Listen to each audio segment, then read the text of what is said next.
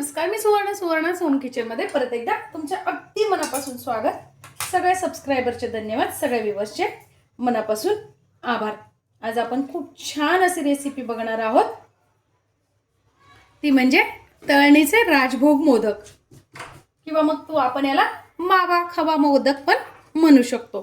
तर बघा, त्यासाठी मी इथे घेतलेला आहे 1 वाटी घेतलेला आहे मैदा। तुम्ही इथे गव्हाचं पीठही घेऊ शकता आणि अर्धी वाटी घेतलेला आहे रवा। तर तुम्ही इथे गव्हाचं पीठ अर्धा, मैदा अर्धा आणि थोडासा रवा असंही घेऊ शकता, किंवा मग फक्त मैदा फक्त रवा किंवा मग फक्त गव्हाचं पीठ असंही घेऊ शकता। 2 चमचे आपण चांगलं तूप घेतलेलं आहे। इथे तुम्ही तेल पण घेऊ शकता, पण तूप जेव्हा आपण घालतो ना मोहन म्हणून, त्यावेळेस त्याचा कुसकुशीतपणा अजून वाढतो आणि वास पण खूप छान येतो मोदक खाताना। तर बघा, मी इथे 2 चमचे छान गरम करून घेतलेले आहे तूप। त्याचे सुरुवातीला चमच्यानेच हे हलवायचं आहे, नाहीतर मग तुम्हाला चटका बसू शकतो। आता आपल्याला मोहन हाताने छान सगळीकडे पिठाला छान असं चोळून घ्यायचं आहे, मिक्स करून घ्यायचं आहे, म्हणजे आपले मोदक छान खुसखुशीत होतात। आता हे मी नॉर्मल टेम्परेचरचं पाणी घेतलेलं आहे। आपल्याला डो करताना अगदी घट्ट करायचं आहे, खूप सैल करायचा नाहीये। जर तुम्ही सैल केला ना तर तुम्हाला मोदकाला आकार देता येत नाही, छान पाकळ्या पडत नाही आणि मोदक पण नंतर लूज पडतात। त्यामुळे घट्ट असा आपल्याला गोळा तयार करून घ्यायचा आहे कणकेचा। घट्ट असा आपण भिजवून घेतलेला आहे। आता हे आपल्याला 15 ते 20 मिनिटांसाठी झाकून ठेवायचं आहे। तोपर्यंत आपण आतलं सारण करूया।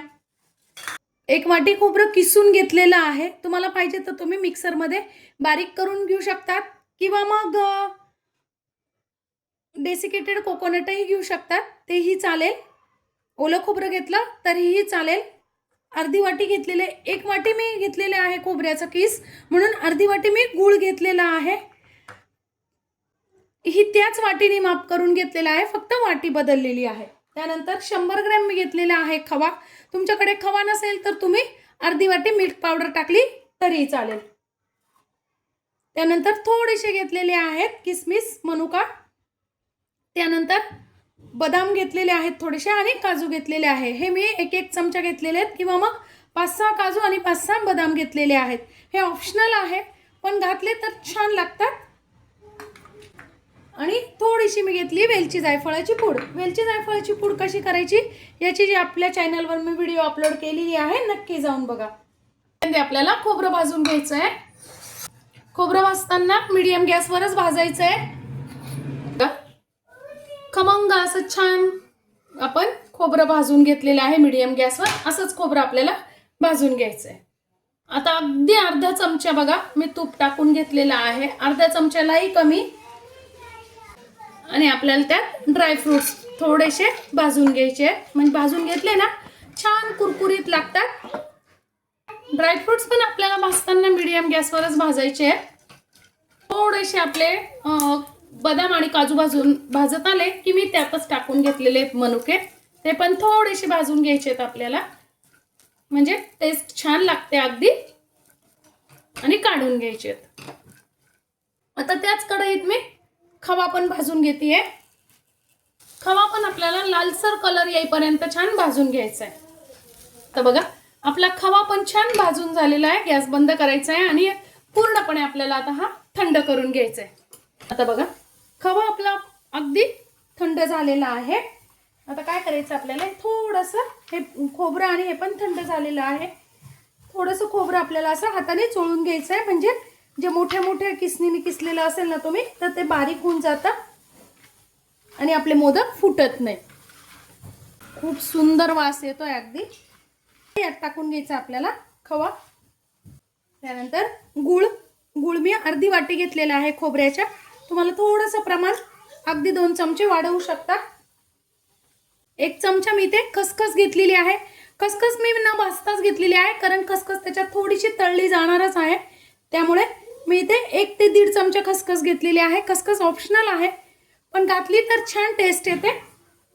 आणि 1 चमचा घेतलेली आहे मी वेलची आणि जायफळाची पूड। तर वेलची जायफळाची पूड यात थोडीशी साखर मिक्स केलेली आहे बारीक करताना, म्हणून मी 1 चमचा घेतलेली आहे. तुम्ही फक्त वेलची आणि जायफळाची पूड घेणार असाल तर अर्धा चमचा. आता हे सगळं आपल्याला छान मिक्स करून घ्यायचंय, एकजीव करून घ्यायचंय व्यवस्थित. तुम्ही ते गुळाच्या ऐवजी साखर पण वापरू शकता, पण मग साखर पिठी साखर घ्यायची आपल्याला. बघा खूप छान असं आपलं सारण तयार झालेलं आहे. बघा आपलं मस्त पीठ पण खूप छान मुरलेलं आहे. आता थोडंसं परत आपल्याला एखादा मिनिट मळून घ्यायचंय तेलाचा तुपाचा हात लावून, म्हणजे मग छान असे आपले मोदक तयार होतात. आता आपल्याला अशा छोटे छोटे लाट्या करून घ्यायच्या आहेत बघा या पद्धतीने, आणि अगदी पातळ लाटायचे. तुम्ही जर जाड लाटला ना तर ते खायला अजिबात चांगले लागणार नाही आणि मऊ पण पडू शकतात. तर बघा असे पातळ, अगदी पातळ मी लाटलेलं आहे. आपलं पीठ छान भिजल्यामुळे आपल्याला वरतून कोरडं पीठ लावायची गरज पण पडली नाही.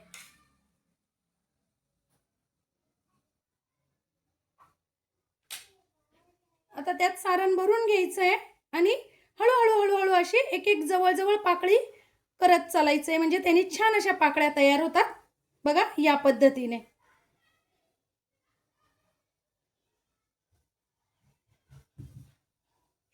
आणि वरचं टोक काढून टाकायचंय, म्हणजे खाताना जाड लागत नाही. थोडंसं असं नाकाच्या बाजूला ठेवायचंय. बघा या पद्धतीने किती छान अशा पाकळ्या पडलेल्या आहे मोदकाला. वा, मी परत एक करून दाखवते तुम्हाला. बघा या पद्धतीने. आणि काय करायचं आता, अशा अगदी बघा दिसतंय तुम्हाला जवळ ही जेव्हा घडी घेतो ना आपण, ती अगदी जवळ घ्यायची आहे. पाव इंचाच्याही कमी घेतली तरी चालेल, म्हणजे जास्तीत जास्त पाकळ्या आपल्या तयार होतात मोदकाला. आणि हे केव्हा शक्य होतं, जेव्हा आपण हे जे पीठ भिजवतो ना ते घट्ट भिजवायचं, तेव्हाच हे शक्य होतं. थोडासा नाकाकडचा भाग असा काढून टाकायचा. बघा किती छान पाकळ्या तयार झालेल्या आहेत मोदकाला, आणि त्या पण इतक्या सोप्या पद्धतीने. आता या पद्धतीने मी सगळे मोदक तयार करून घेणार आहे. किती छान असे आपले मोदक तयार झालेले आहेत. आता हे आपल्याला तळून घ्यायचे आहेत. आता मी इथे तेल ठेवलेलं आहे, तुम्ही इथे तुपात पण करू शकता. आपल्याला छान आता हे ब्राऊन कलर होईपर्यंत मीडियम गॅसवर, लक्षात घ्या मीडियम गॅसवर करायचे आहेत, मोठ्या गॅसवर आपल्याला करायचे नाही आहेत. तुम्ही जर मोठ्या गॅसवर केले ना तर त्याला फक्त वरतून लाल कलर येईल आणि आतून ते कच्चेच राहतील किंवा मग लवकर मऊ पण पडतील. जितके मोदक आपण कढईत घालू ना तितकं मग काय होतं, टेम्परेचर नॉर्मल राहतं तेलाचं आणि मोदक छान तळले जातात. अगदी हलक्या हाताने आपल्याला थोडेसे फ्राय झाले की मग हलवून घ्यायचे. टोकदार यांनी करू नका, नाहीतर मग मोदक मोडण्याची शक्यता असते. बघा किती छान असा कलर, बिस्किट कलर आलेला आहे. असेच कलर झाला की आपल्याला मोदक काढून घ्यायचे.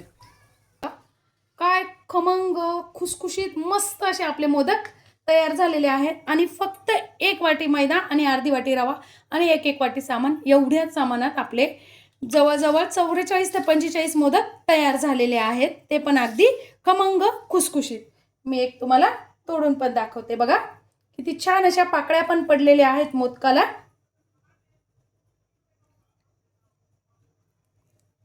वाह, मस्त असे आपले मोदक तयार झालेले आहेत. आजची माझी ही रेसिपी तुम्हाला कशी वाटली कमेंट्समध्ये नक्की सांगा. चॅनलवर नवीन असाल तर चॅनलला लाईक, सबस्क्राईब आणि शेअर करा. धन्यवाद.